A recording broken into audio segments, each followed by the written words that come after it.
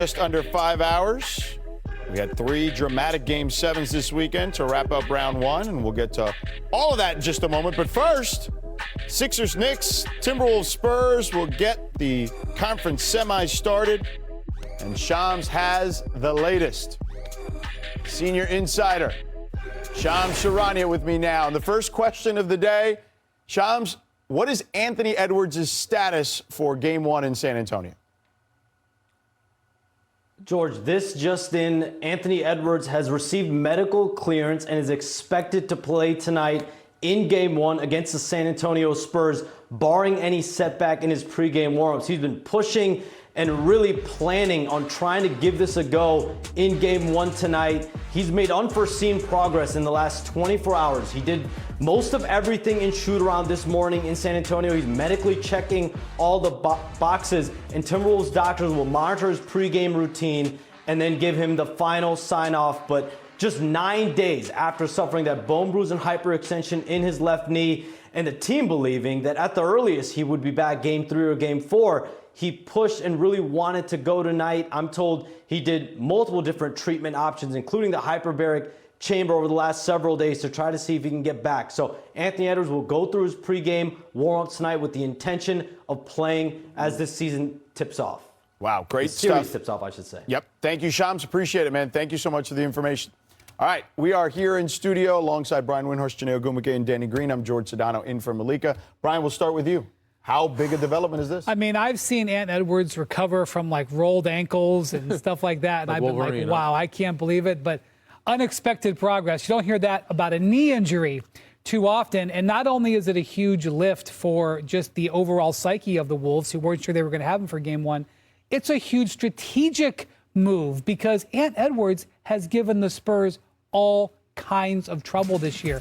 He has dominated at times against them. Now, look, I don't want to overreact to regular season games, but look at those numbers. Yeah. And so the Spurs, I'm sure, knew they were going to have to deal with Ant at some point. I'm sure they're reevaluating their game plan a little bit right now, knowing they got to deal with him right out of the gate.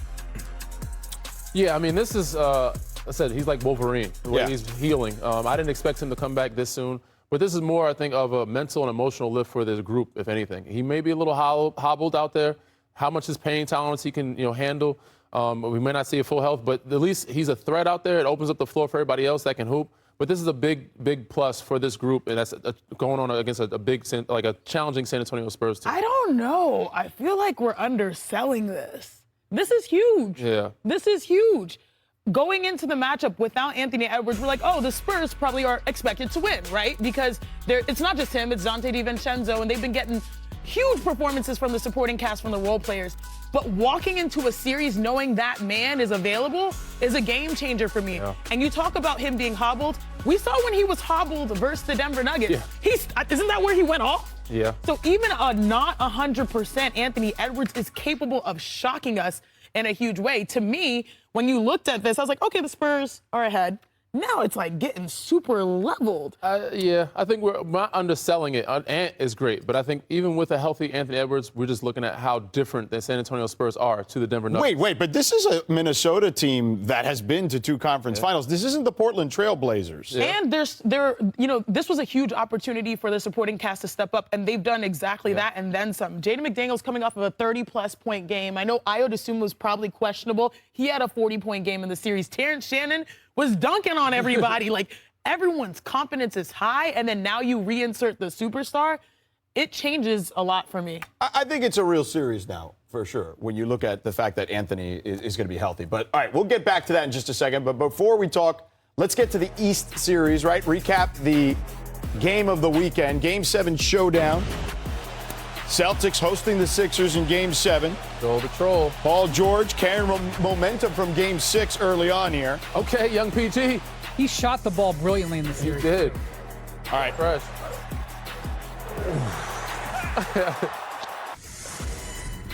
That back.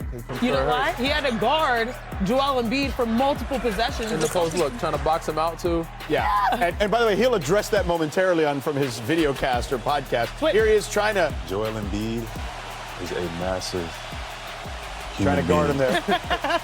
Yeah. All right, now here's Paul George going to work. Come on. Getting in his back bag. the clock. 55% on threes in that series. Playoff P. I remember when they made those TikTok recaps of his game with the music. Yeah.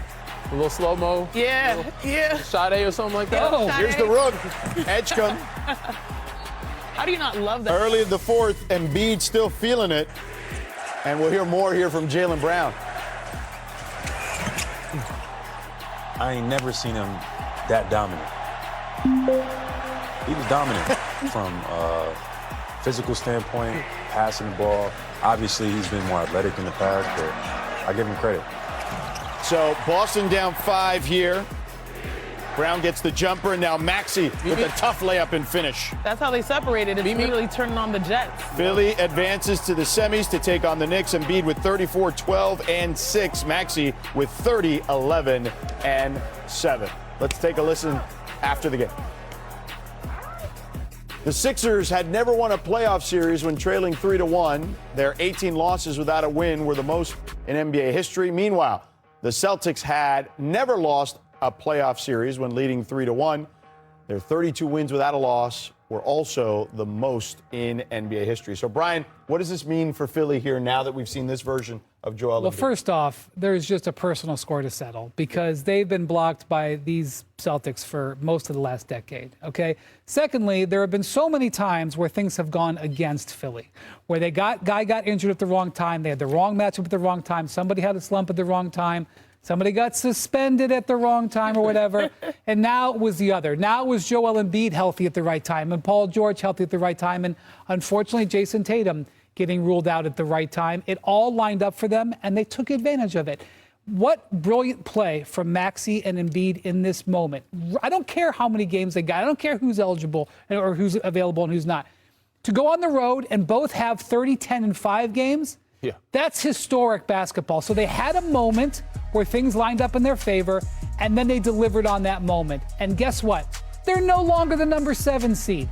They beat the 2 seed, and I know that they don't get home court advantage, but in my mind, they have as much of a chance to win this series and win the Eastern Conference if that man stays healthy as anybody else. So, Wendy, you're basically saying they inherited the 2 seed. There you go. They didn't get home court, from but They inherited. I couldn't disagree more. So when Joel's playing like that, he's unstoppable. And this is going to be a tough matchup against the Knicks.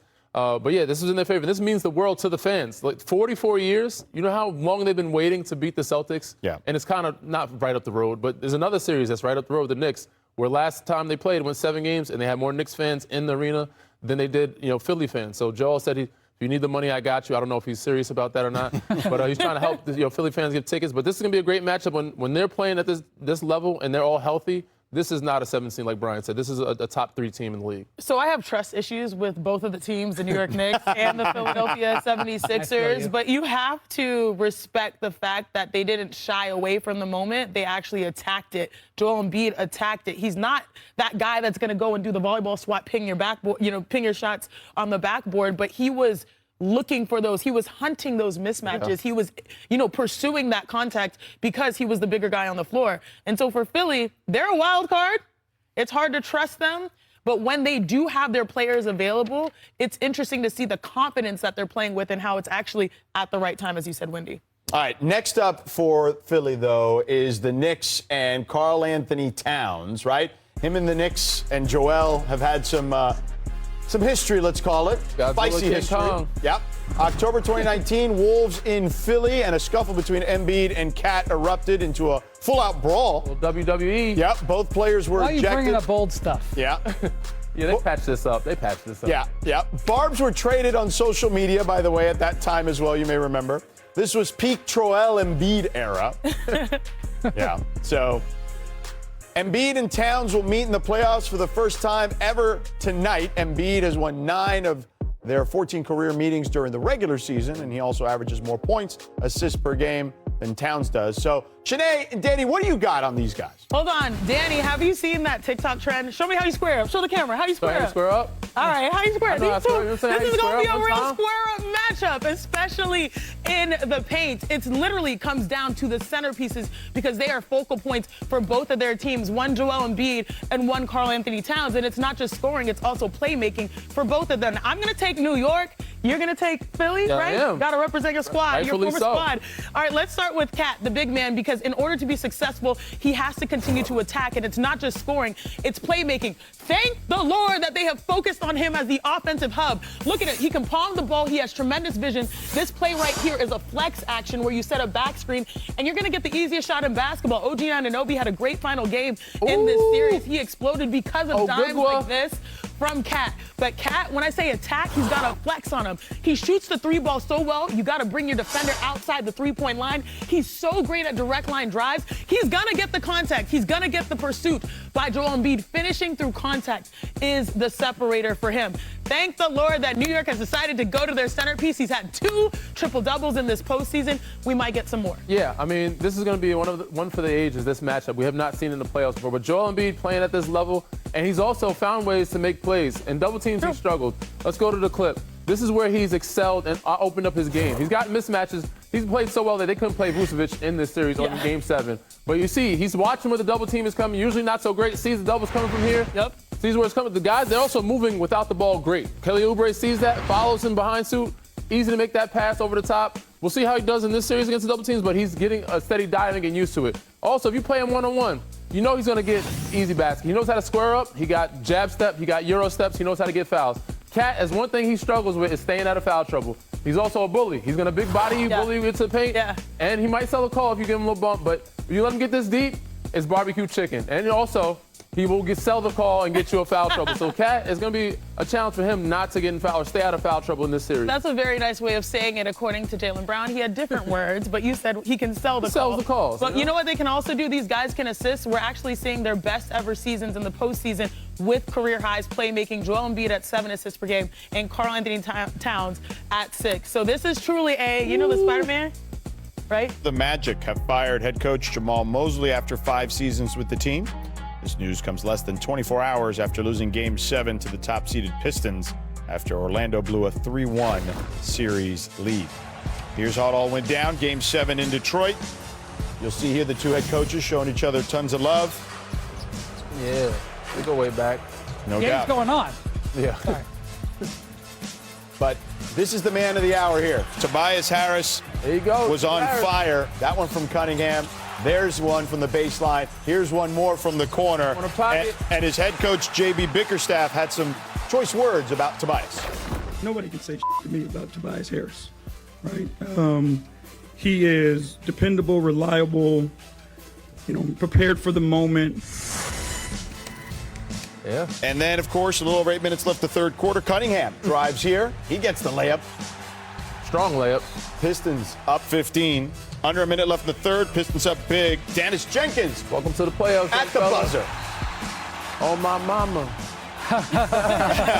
Under 9 minutes left in the game. Pistons up 21. Cade drives, goes up with the float game. Too easy. Pistons win 116-94, advancing to the East semis for the first time since 2008. Cade Cunningham with a historic first round as he becomes the 6th different player in NBA history with at least 225 points and 50 assists in a playoff series, joining this illustrious group of Giannis, Luka, LeBron, Jerry West, and Oscar Robertson. Here's Cade after the game with Lisa Salters. No, they really pushed us to the limit. We've grown a lot because of this series, because of that team and the way that, they pushed us. So, huge credit to them. And, we're ready to get to the second round and continue business. We've got to be better. And it doesn't start in April when the playoffs start. It starts in September, October, when we get everybody in the building. When you build habits, you create an environment where losing in the first round is not acceptable. It's not good enough. And that should be the attitude. Certainly some strong comments there from Paolo after the loss. Brian, what's your reaction to the firing of Mosley?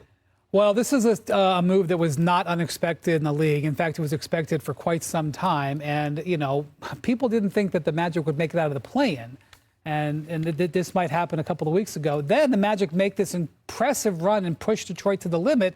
And people were wondering, did Jamal save his job? But then you blow a 3-1 lead, and then it kind of greases the skids out of town. So this is an attractive job, but it's a job that comes with very high expectations. Jamal got them from a rebuilding team to a playoff team. He couldn't take them to the next level. Now, after the Desmond Bane trade and the amount of money they've put in this roster, the expectation is going to be much higher, and that's why Jamal's out of a job. But I'm going to tell you something. He's very well respected.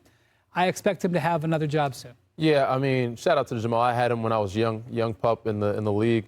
I think he did the best he could with what he had. I don't think he had a very fair shake. There was a lot throughout this season where he didn't have a healthy team. You know, they were Franz Wagner away from making a Miami run, I think, to the Eastern Conference Finals. If you have Franz Wagner, I think they win this series and then possibly win the next series against Cleveland, who came out of that Toronto series. But, you know, Mosley, well-respected, had a great run. They just weren't healthy. There was a time where he felt like he lost the players. Again, this was something that people assumed was going to happen regardless. And, you know, I think he'll get a job somewhere else. But Jamal, he did a great job with this group and turning it around. I'm going to do my Oprah impersonation right now. You get a Game 7. You get a Game 7. Yeah. You get a Game 7. We got one more Game 7 to talk about. Raptors, Cavs. The home team has won every game in this series. Would it continue? Cleveland comes in on a recent hot streak in Game 7s. Cavs have won 4 straight Game 7s entering Sunday, which was tied for the third longest winning streak in NBA history. We remember that one. Yeah. So back to Sunday in the third. Mitchell dribbles left, step back 3. Step back is so fun because he hops back with explosion. Minute and a half later, Mitchell inside for the layup. Scoop. A few minutes later, Raptors turn it over. Yeah. There you go. Finally. Oh, watch your head. This is the man of the third quarter. Hey. Yep. Jared Allen. Wow, they went up 20 in the third. And a minute later, Jalen Tyson can't connect, but Allen there for the putback. On the glass, doing the dirty work. 8 offensive rebounds. Allen joins LeBron as the only Cavs player with 20 points, 15 boards in a Game 7. The Cavaliers are looking to return to the finals for the first time since being swept by the Warriors in 2018. For the other 3 teams left in the East, it's been over 20 years since they last made the NBA Finals. Cavs and Pistons second-round series starts tomorrow, and there's a noticeable Boston-sized vacancy at the moment in the East bracket. So, Brian, what's your view of the East at the moment? Look, I know we're at the point in the calendar where we all make predictions, and I wish everybody who's making those predictions luck, because I have no idea how this round is going to go. We just saw 3 of the 4 series in the East go to 7 games. I think both of these are primed to go to 7 games. All 4 of these teams could not only win this series, I think all 4 of these teams, under the right circumstances, can win the entire Eastern Conference. So I expect this to be high drama, high stakes, a lot of back and forth, and frankly, a lot of, you know, ups and downs. There's going to be, these teams are going to look bad at times and they're going to look good at times. You better settle in for it. Yeah, all 4 of these teams also that are still standing remaining in the Eastern Conference has a player that is under pressure.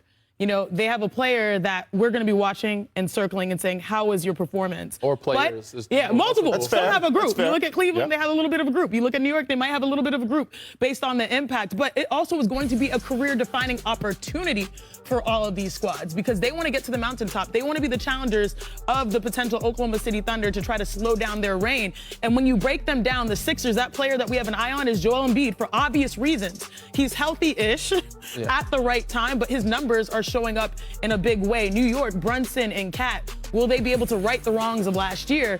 And you think about if the impact, if they don't win, we might look at a reconstruction in New York. Detroit, Cade Cunningham is probably the person shouldering the heaviest load. Yeah. You know, his production dictates their success more than anyone else. It's like a straight linear line. And then the Cavs, James Harden, the question marks about how he goes later in the series. That's why he went to Cleveland, so he's not that number 1.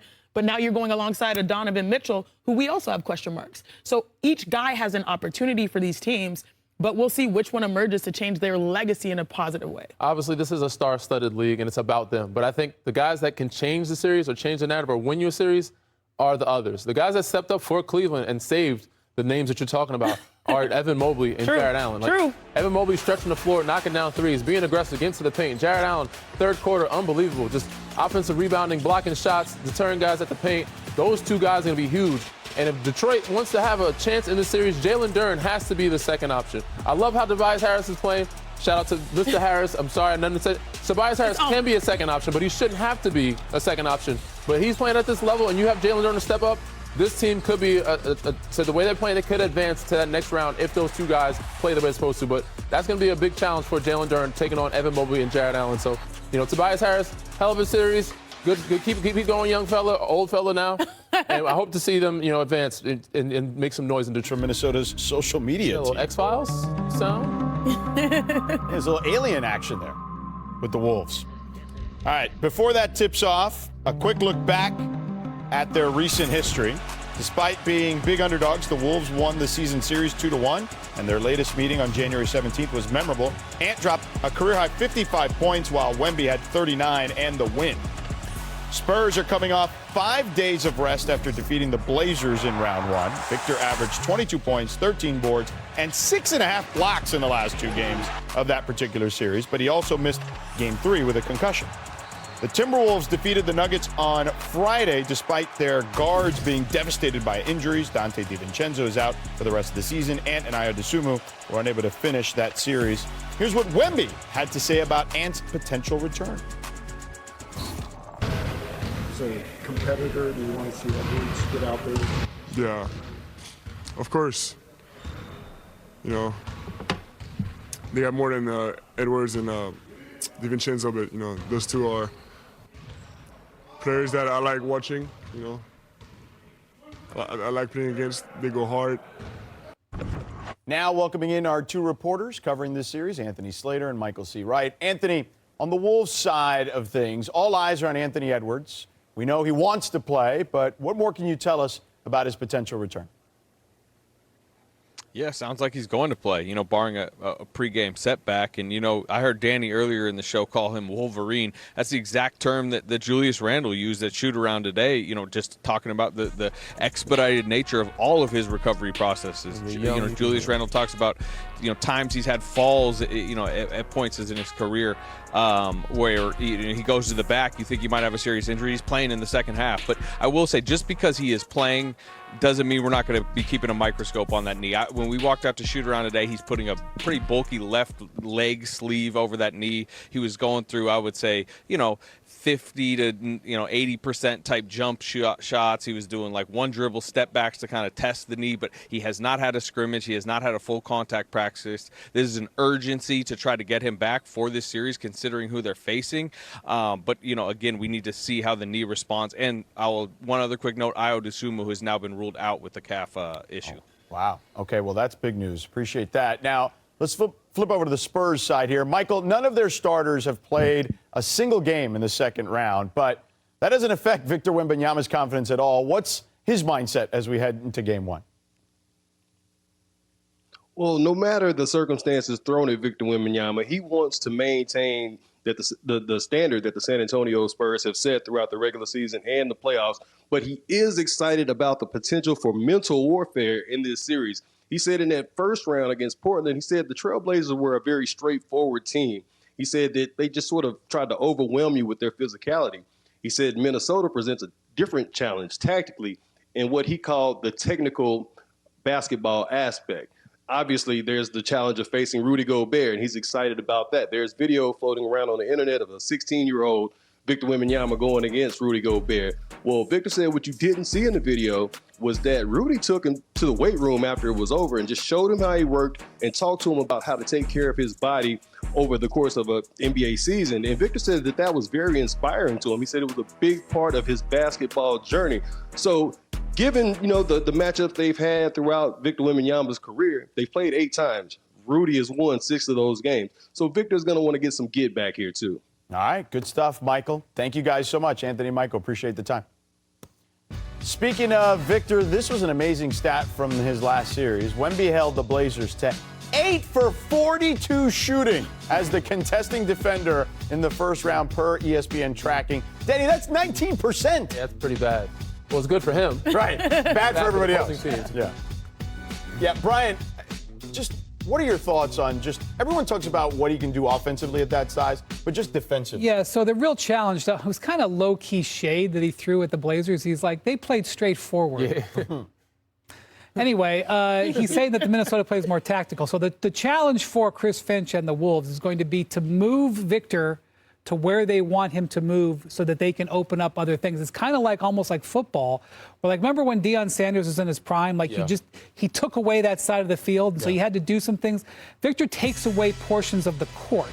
So what I think Victor is talking about here is he's waiting to see the tactics that Minnesota employs tonight to try to move him, and then he can read that. And he's looking forward to that challenge.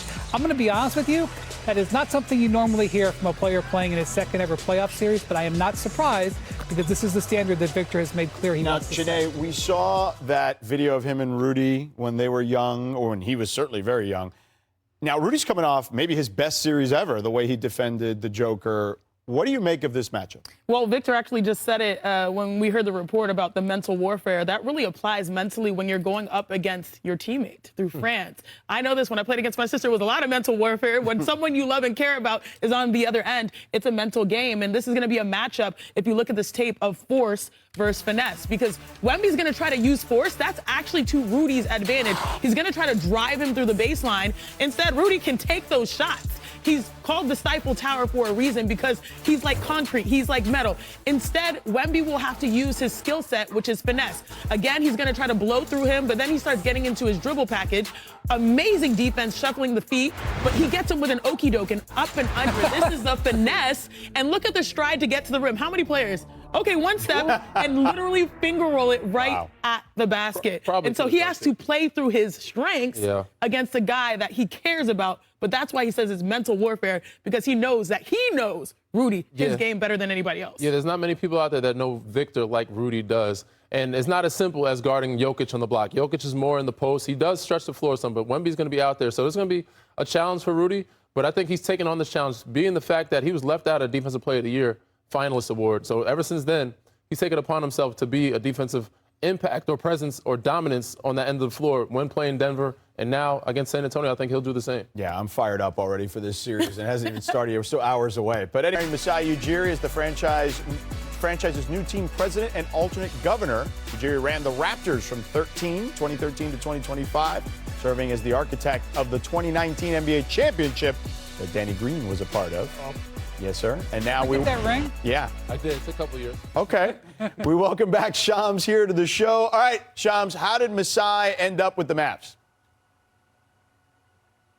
George, Patrick Dumont, the Mavs owner, wanted to make a splash after firing Nico Harrison about 6 months ago. And the Mavericks and Dumont, they explored Bob Myers, Tim Connolly, the president of the Wolves, as well. But in Masai Ujiri, they landed a global basketball giant. And this first started in December, just weeks after Nico Harrison was fired. Patrick Dumont and Masai Ujiri had a 4-hour lunch in Las Vegas, and that continued the conversation for several months to come, and they landed on a lucrative multi-year agreement. And now you have someone in Dallas that has run the Toronto Raptors from 2013 to 2025. We know about that 2019 championship team that Ujiri was the architect for, but now someone with high stature to come in, have full autonomy and authority to make decisions across the organization, specifically starting with the basketball regime there. And this comes after a very, very, I think, crazy 15 months around the Mavericks. You think about 15 months ago, the trade of Luka Doncic, and then the firing of their lead basketball executive in Nico Harrison. Yeah, certainly a tumultuous time there in Dallas. Shams, appreciate the time as always. All right, now to our senior writer who covers the Mavericks, Tim McMahon, joins us now. So, Tim, what strengths does Masai Ujiri have that'll be most critical to the job as he takes over in Dallas? Howdy, George. I think you got to look first at his background. This is a guy who came up as a scout, climbed the ranks as a scout before becoming an executive. And with the Raptors, he drafted OG Anunoby in the 20s, Pascal Siakam in the late 20s, Norm Powell in the second round, Fred VanVleet, undrafted. He is going to have to hit on some of those picks. Now, this lottery pick for the Mavericks is obviously critical. They need to find a guy that can pair long-term with Cooper Flagg to be the cornerstones of this franchise. But after that, they don't have control of their own pick until 2031. They've got the Thunder's pick in the draft this year. That's last. They've got swap with the Thunder next year. I'm guessing it'll be pretty close to last. Same thing with the San Antonio Spurs in 2030. So again, his background as a scout, his ability to evaluate talent that is not necessarily at the top of the draft, I think is going to be absolutely critical to building a sustainable contender around the guy that the Mavericks lucked into at the top of the draft last year. Well, speaking of contention, Wendy, what's Masai's biggest challenge to get them back to that point? Right, so obviously the 2 draft picks he's making this year are very important, as McMahon mentioned, but the really big decision he's going to have to make is going to probably involve Kyrie Irving. Now, The previous regime decided that they wanted to trade Anthony Davis, which they did, and then keep Kyrie Irving as he recovers from this ACL, give him a nice long window to recover, and then see him alongside Cooper Flagg. Like, these could be their two cornerstones. But I don't know if Masai will feel that way. Maybe he will, but obviously these guys are 10, 12 years apart in age. I would think that they may want to get guys in that could grow with Cooper, although it's hard to replace a guy like Kyrie Irving. If you feel good about him and the fact that you don't control your draft picks, maybe you try to make the playoffs next year with Kyrie as your point guard. Both of those pathways are reasonable. Masai is the one who's getting paid the big bucks to figure out which one's best. All right, let's stay in Texas, where the Rockets season ended last week, and now on ESPN.com, Ramona Shelburne and Tim McMahon put out why the Houston Rockets season ended with a thud, which highlights the disappointing first-round exit against the Lakers. So, Tim, Kevin Durant's social media posts on an alleged burner account was mentioned in your piece today. Just how much did that entire situation affect this particular team? You know, I certainly think the kind of emotional roller coaster of Kevin Durant took a toll on young players. The burner account thing, that was something that was briefly discussed in the locker room. I wouldn't even call it a team meeting. I call it a discussion. I don't think it lingered over this team. I was told that they had a discussion about it and moved on. But look, the Rockets management does not view this franchise through the lens of Kevin Durant's window. They view it through the runway of what they hope is a young core that they're going to have in place for a decade or so. And, they didn't bring Kevin Durant in to be the leader. They brought him in to be the go-to guy. When Fred VanVleet went down, that's their captain. That's their leader. They lost him. They missed his leadership. When Steven Adams went down, a massively impactful big man coming off the bench, also, kind of the life of the locker room, really missed kind of having his personality to counteract some of KD's moodiness. But I wouldn't anticipate massive changes with the Rockets roster moving forward. I think they're hoping on the continued development of the young players and to actually have the team in place that they hope to have this season. All right, Tim, thanks, man. Appreciate the time. So, Chiney, you are our resident Houston Rockets stan. All right. What do you make? 2 first-round exits in a row now. Okay, don't do that to me so quickly, right? From start to finish, the Rockets, they overachieved in some regards, especially when it comes to the last 2 years, their standings in the regular season, considering, especially this year, that they didn't have a point guard. The point guard would have solved a lot of the problems that they had on the floor because they put Kevin Durant in a point where he had to be the creator and he was dealing with double teams, and that just wasn't smooth. And so they had an opportunity to assess what a number of their young star players can and cannot do. Kendrick Perkins was the one saying, the Rockets are going to win the championship. That was not me. Anytime you bring a new player into a new system, it takes a year to get right. This was a huge evaluation. Now, next year with a point guard, that's when we can put the pressure on them. I did not really see this as, burner account. They're like losing. No, I didn't overreact to the way that they lost. I wouldn't say they overachieved either, but this was a decent year. They lost a lot of their main pillars. Steven Adams, Fred VanVleet, and KD not playing the playoffs hurt them. But even with those guys being healthy, it's not as simple as just get healthy, we'll be better. They still need shooting. Dorian Finney-Smith, he needed to be more of a Easton. Jabari Smith played great, but they need more shooting. How your knees these days? My knees are all right, but I ain't going out there no more. I'm done. You're wearing the right color.